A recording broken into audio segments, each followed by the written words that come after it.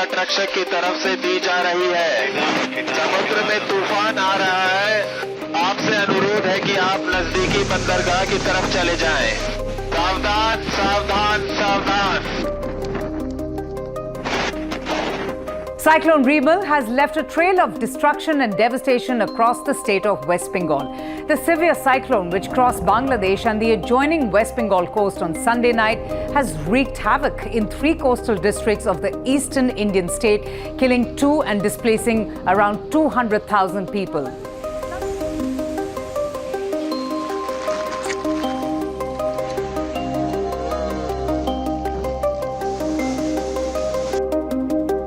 Now, the latest cyclone brings back the focus on the increased frequency and severity of cyclones hitting India. Changes in ocean and atmosphere warming patterns are leading to this more frequent and severe tropical cyclones in the eastern Arabian Sea, just adjacent to India's west coast. Now, typically, tropical cyclones in the Arabian Sea occur at the start of the southwestern monsoon between the months of March and June, as well as after the season between October and December. The Arabian Sea accounts for about 2% of the annual global mean of tropical cyclones, but also poses a considerable threat due to its densely populated coastlines.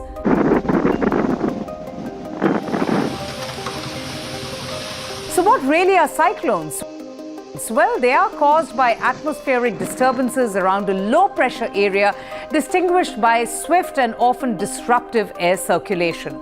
The word cyclone is derived from the Greek word cyclos, which means the coils of a snake, and this was coined by Henry Piddington.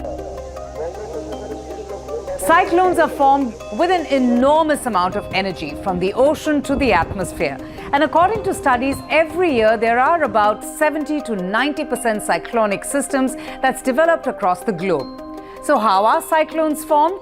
Well, the formation of cyclones takes place in low-pressure areas. The vulnerability of the place where these cyclones strike depends on the topography, intensity, and frequency of the cyclone.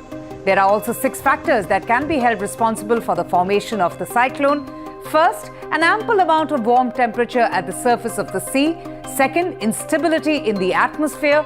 Third, just how these forces is impacting the area so that low pressure areas can be created. Fourth, when the humidity is quite high in the lower to middle levels of the troposphere. Fifth, disturbance in the pre-existing low-level area. And sixth, when the vertical wind shear is low. Now, what are the types of cyclones? There are 4 types of cyclones. First is the tropical cyclones. The regions where the tropical cyclones occurs are over the tropical ocean. Hurricanes and typhoons are the 2 types of tropical cyclones. Then is the polar cyclone. The polar cyclone is also known as the Arctic hurricane in the northern hemisphere. Third is the mesocyclone, which is considered to be one of the strongest thunderstorms. And then is the extratropical cyclones, which are formed in the middle latitudes along the frontal boundaries that are either known as extratropical cyclones or mid-latitude cyclones. But one of the most important reasons for this increased frequency of cyclones is climate change. Now, this is what is causing more frequent and intense cyclones on India's western coast. According to researchers, the frequency and intensity of cyclones developing over the Arabian Sea in particular has increased in the last 2 decades, while fewer such storms have been seen over the Bay of Bengal. According to reports, sea surface temperatures over the Arabian Sea has actually increased by 1.2 to 1.4 degrees in recent decades compared to 4 decades ago. And the result of which are more frequent cyclones that are stronger and often last longer.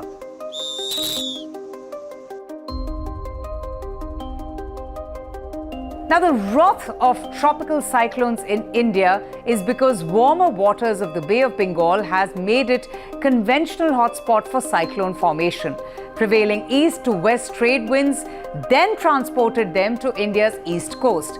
So historically, the Arabian Sea was normally cyclone shy because of its cooler waters.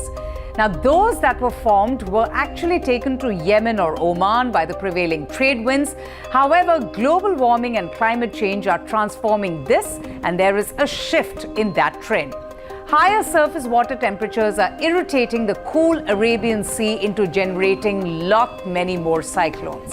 And the complex mechanisms involved in their motion means that they can move east and hit the west coast. So with escalated evaporation due to higher temperatures, the frequency, intensity and distance that's traveled by cyclones before dissipating are all surging upwards.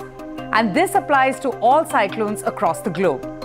Indian coasts are not new to cyclones. In fact, 2 to 3 cyclones hit the country every season on an average, and at least one turns out to be severe, going by the data from the National Disaster Management Institute. However, climate change has impacted the frequency and the ferociousness of cyclones in the regions like elsewhere in the world. So the big question is just how prepared is India in their disaster response management and preparedness in light of this changing weather phenomenon and increasing cyclonic storms on the western coast?